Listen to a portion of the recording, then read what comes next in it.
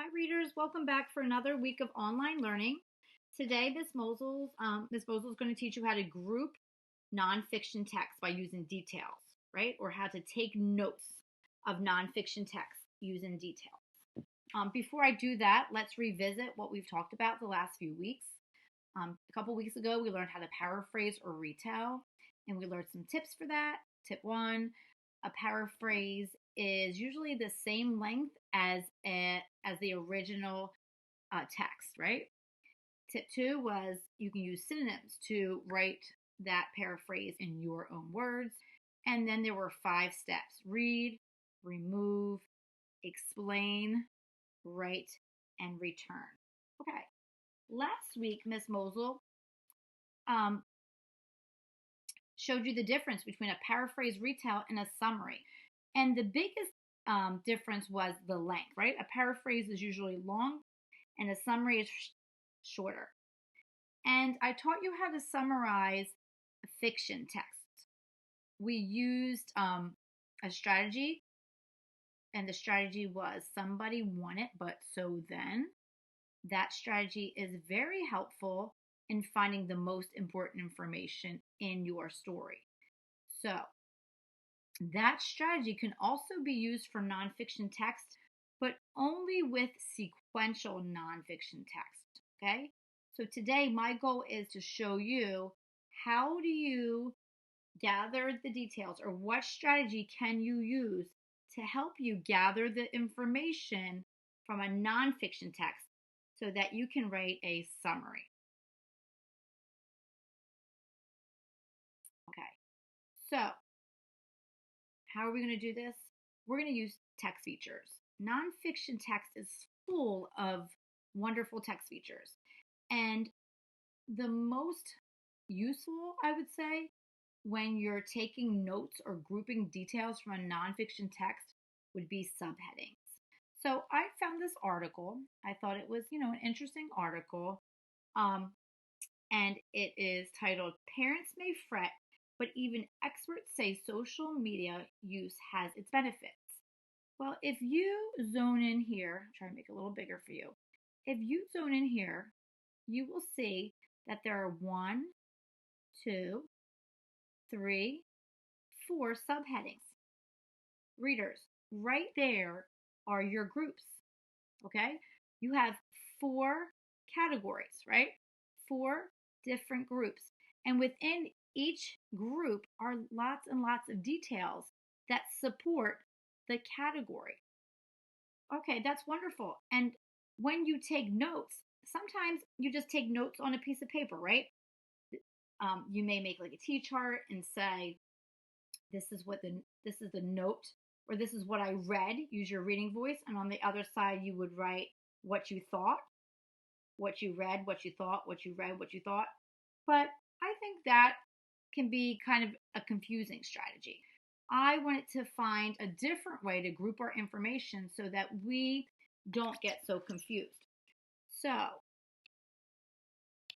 I'm going to leave that text for a minute. I'm going to come down here to this pie. And I thought this pie would be a wonderful graphic organizer for gathering our details. So if it was a little smaller, right, Ms. Mosel didn't copy paste it well, but you would write the category or the label on the outside. So the first category would be behavior problems. So on the outside of this pie, I would write behavior problems. And within each section of the pie, I'm going to write details that support that label behavior problem. So watch as Miss Mosel does it first. Okay, I'm going to focus on this first. Well, let me begin by reading it. Parents may fret, but even experts say social media use has its benefits. Young people like to post on social media sites like Twitter and Facebook. They talk about their lives. Things can seem perfect. In real life, however, things might not be so perfect. Social media lets teenagers connect. They can talk to people anywhere. Still, spending hours on social media could be harmful, experts say. So, here I come to my first subheading, those wonderful text features that we get in nonfiction text. That's going to be where I write on the outside of my pie, behavior problems. Then I'm going to go back to the text and I'm going to begin to, let me go down a slide here. Hold on one second. For some reason I am stuck. I'm going to pause and come right back. Okay, I'm back. So my next slide, Miss Mosel had to do it prior to this lesson so I could have it up for you. But I'm going to go back and forth between the text and my example. So you'll see here I wrote the category or the label for it came from the subheading behavior problems. And I'm going to go back and read. So I'm going to look for anything, any detail that I read, right? With my reading voice, not my thinking voice. Any detail that I read with my reading voice, and I'm going to put it right in my a piece of my pie. So it says studies show problems could come from using social media too much. Those can include anxiety. A behavior problem, anxiety. Okay? Anxiety is a behavior problem. So I'm going to use a bullet so that you can see that that is one detail of a behavior problem from this text. Okay? Now let's go back. Let's keep reading. Those can include anxiety, which we wrote, which can make it hard to relax. So having anxiety can make it hard to relax. Anxiety and hard to relax are kind of synonyms, right? So it's a different detail, but it still belongs in the same piece of the pie because hard to relax and anxiety go together. So I'm going to go ahead and bullet that as another detail, but within the same piece of the pie. All right? Stay with me now. Let's keep reading. Most teenagers today are on social media sites. Some teens feel anxious if they can't share posts. They want to see what their friends are doing. They also might feel bad if they don't have many friends online. Feeling bad. Does feeling bad have to do with anxiety? Yeah, I think they go together because if you feel bad because you don't have many friends, you feel anxious, right? It's hard for you to relax. So that is another detail that we can add to our pie, okay, under the category of behavior problems. That's a behavior problem. All right? So let's keep reading. Sharia Hessler is a psychologist in Bel Air, Maryland. Psychologists look at how people behave and think. Teens often fear they are missing out on something, she said. Social media can make teens feel left out. So there's another detail, fear, right? Fear is another behavior problem. It doesn't have to do with anxiety, but it is part of the problem. So we're going to add fear as another detail and another piece of the pie, okay? And then missing out is also a fear. Okay, do you see how we did that? Okay, well, you'll say, well, Miss Mosel, we're done reading under that subheading or under that category, behavior problems, but I only filled out 2 pieces of my pie, and that's okay. You may only have 1, or you may next time have 5 or 4, and if that happened, you could just draw a line right here and cut that pie into another piece. The most important part is that you just group your notes together, group the details together. Okay, so let's do this one together. Let's do good points. So, okay, you're going to use your pie here as your graphic organizer, the pie as as we go through and write notes as a strategy. So we're going to label the top of our pie here good points, because that is the next subheading. And now let's read.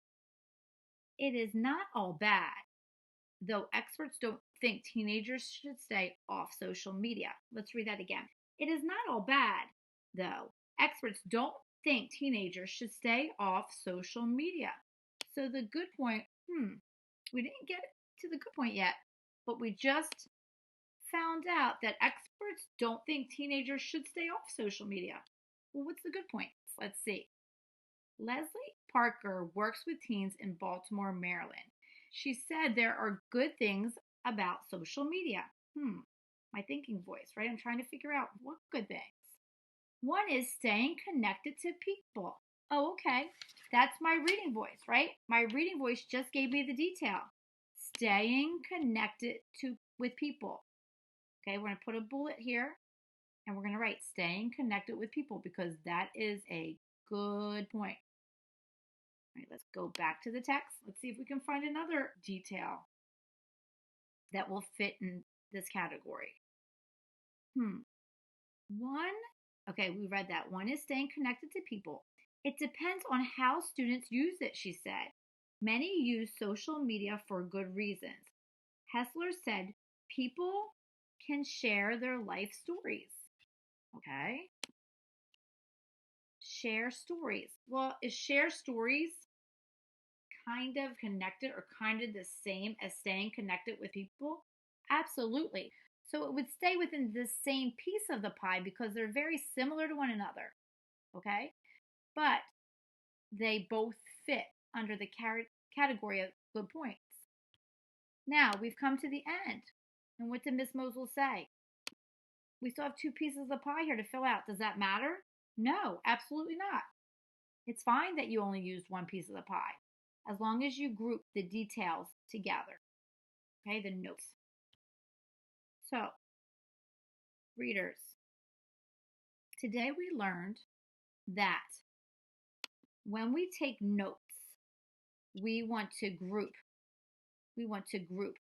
the important details together. And one way to do that, there are many different ways, but this is just a strategy that you can use. One way to do that is to use one of these pie graphs and use the text features.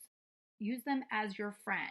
And if they have subheadings, use those subheadings as your label or as your category, and then write the details that are similar within the same piece of the pie. Now, when I see you on Wednesday, we are going to continue to use the subheadings and use our pie strategy to group details. Okay, and I'm also going to assign your iReady lesson, so make sure that you work on that. So Monday, you're going to look at the video. Tuesday, you can practice doing this. It's not mandatory, but I would love for you to practice, because on Wednesday, we're going to practice it together. Okay, and then you can also work on iReady on Thursday and Friday. All right, I miss you, and I'll see you soon.